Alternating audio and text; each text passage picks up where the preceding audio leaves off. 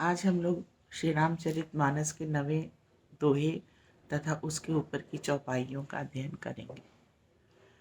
खल परिहास होहि हित मोरा, काक कहीं कल कंठ कठोरा।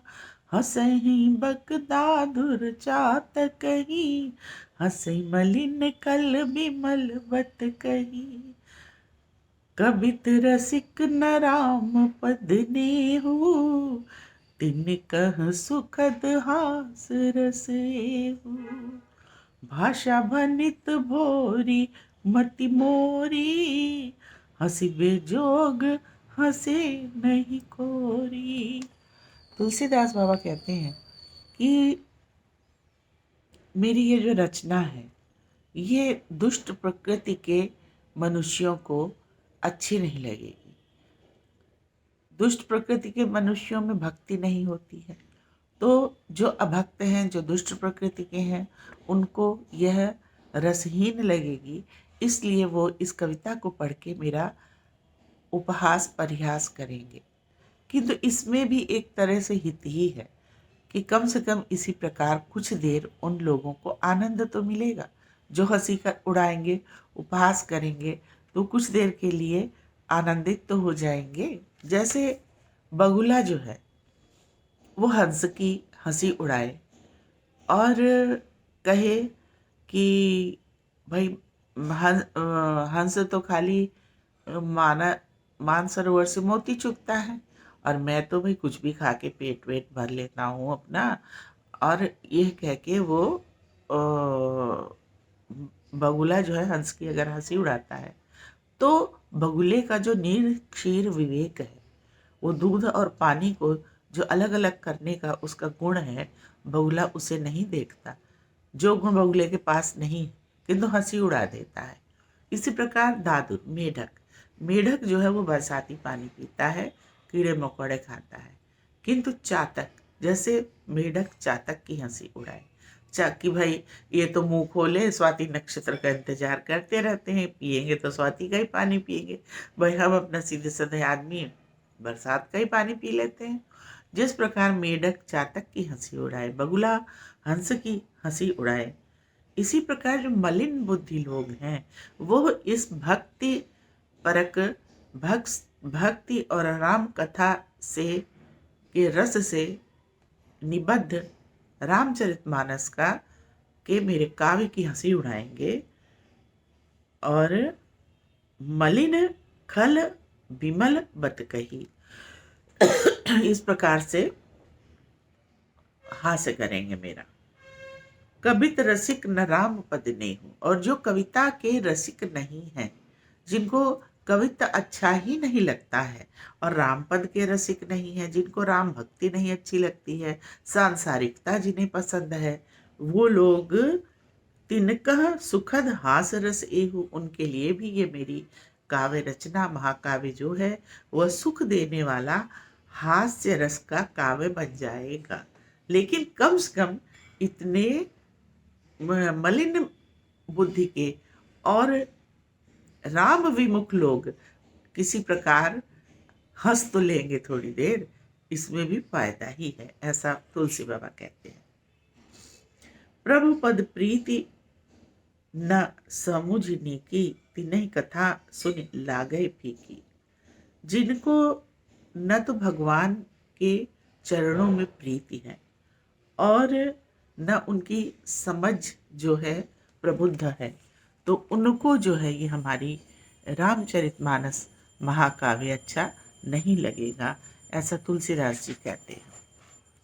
आगे कहते हैं, हरिहर पद रति मति न कुतर की, तिन कह मधुर कथा रघुपर की। हरि के चरणों में, हरि और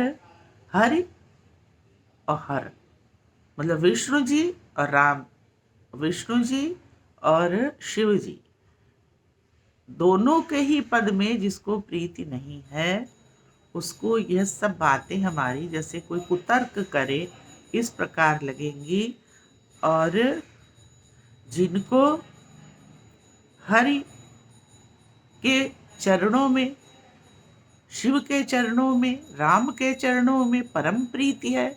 और बुद्धि जो है उनकी कुतर्की नहीं है, बुद्धि शुद्ध है, सतो गुण युक्त है, प्रबुद्ध बुद्धि है, सात्विक जीवन है। उनको तिनका मधुर कथा रखबर की, उनको यह कथा बहुत ही मधुर और हृदय को छू देने वाली लगेगी।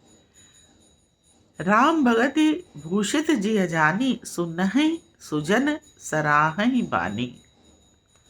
राम के भक्ति से जिनका हृदय विभूषित है, अलंकृत है, वही इस कथा को सुनेंगे और इस कथा की सराहना करेंगे। और जिनका कलुषों से अलंकृत है हृदय, वो इस कथा की कभी भी, इस कवित्त की प्रशंसा नहीं करेंगे, इस कवित्त की हंसी उड़ाएंगे। कारण ये है, उनका कहना है कि मेरी ये जो कविता है बहुत संस्कृत निष्ठ नहीं है, ग्रामीण भाषा में है, अवधी भाषा में है। तो इसमें भाषा भरित भोरी मति मोरी, और न तो मेरे अंदर बहुत चतुराई चालाकी है कि मैं उसको इस कवित्त में डाल सकूं, क्योंकि भक्त तो सरल हृदय होता है। भक्त जो है वह बहुत ही निर्मल हृदय का होता है और कुतर्की नहीं होता, सरल स्वभाव, नमन, चतुराई। तो इस वजह से बहुत हाई स्टैंडर्ड का, मतलब संस्कृत में जैसे अलंकार, संधि सब करते हुए बहुत ही, जिसको कहते हैं प्रौढ़ भाषा का काव्य नहीं है, किंतु इसमें भगवत रस है। कहते हैं राम जी इसमें समाहित हैं। कवि न हो नहीं बचन प्रवीणु, सकल कला सब विद्याहीनो। न तो मैं कोई बहुत बड़ा कवि हूँ, न मैं बहुत बड़ा वक्ता हूँ, और सकल कला, विद्या या रचना या काव्य की जितनी कलाएं हैं, छंद, रस, अलंकार आदि, इसका मैं प्रवीण नहीं हूँ। और मैं सभी प्रकार की विद्याओं से हीन हूँ। लेकिन इसका मतलब ये नहीं है कि ये बात सत्य है। तुलसीदास जी बहुत ज्ञानी थे, संस्कृत के ज्ञाता थे, शास्त्र के ज्ञाता थे, तत्व ज्ञान के ज्ञाता थे, भक्ति के ज्ञाता थे।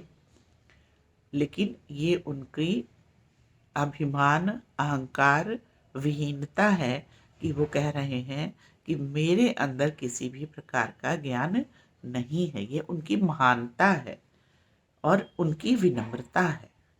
आखर अर्थ अलंकृत नाना, छंद प्रबंध अनेक विधाना। भाव भेद रस भेद अपारा, कवित दोष गुण विविध प्रकारा। जैसे अक्षर, अक्षर से जुड़ के शब्द बनता है, शब्द जोड़ के वाक्य बनता है, वाक्य का एक अर्थ होता है, और अर्थ में जब आप देखिए, वाक्य को आप देखिए, तो उसी में छंद, प्रबंध, अलंकार, रस सभी कुछ होते हैं, और भाव होते हैं, रस होते हैं। कहीं वीर रस है, कहीं वात्सल्य रस है, कहीं करुण रस है। तो विभिन्न प्रकार के जो नौ रस हैं, नवों रस उसमें, कहीं तो नवों के नवों रस पाए जाते हैं। कवित्त दोष गुण विविध प्रकारा। लेकिन मेरी इस रामचरितमानस की कविता में तुलसी बाबा कहते हैं कवित्त संबंधी, मतलब कविता के अलंकरण संबंधी विभिन्न प्रकार के दोष हैं। कवित विवेक एक नहीं मोरे, सत्य कहूँ लिखि कागज कोरे। मेरे अंदर कविता लिखने का एक भी गुण नहीं है, किंतु ये बात बिल्कुल सत्य है। इसको मैं कोरे कागज पर भी लिख के दे सकता हूँ। किंतु वही जो मैंने कहा, ये उनकी विनम्रता है। ऐसा नहीं है कि उनको ज्ञान नहीं है, वो बहुत ज्ञानी थे तुलसीदास जी, तभी तो इतना समर्थ काव्य लिख दिया जिसमें कि भगवान जागृत हैं। भनिति मोरी सब गुण रहित, विदित गुण एक, सो विचार सुनी है सुमति, जिनके विमल विवेक। भनति मोरी सब गुण रहित, मेरी ये जो रचना है वो सभी गुणों से रहित है। विश्व विदित गुण एक, लेकिन सारे विश्व में एक गुण जो विदित है वो इसमें समाहित है। सो विचार सुनिहै सुमति, जिनके विमल विवेक। जिनके विमल मतलब सरल सुंदर प्रबुद्ध बुद्धि है, वो विचार पूर्वक इसको सुनेंगे। कि क्यों? क्योंकि इसमें भगवत रस है। और भगवत रस जो है भक्ति ज्ञान वैराग्य, और राम जी जो कि एक परमात्मा है, विष्णु जी के अवतार हैं, पृथ्वी पे आए हैं और मानव शरीर रख के एक आम मनुष्य की तरह से लीला करते हैं, और उनके चरित्र से बहुत कुछ ग्रहण करने को मिलता है।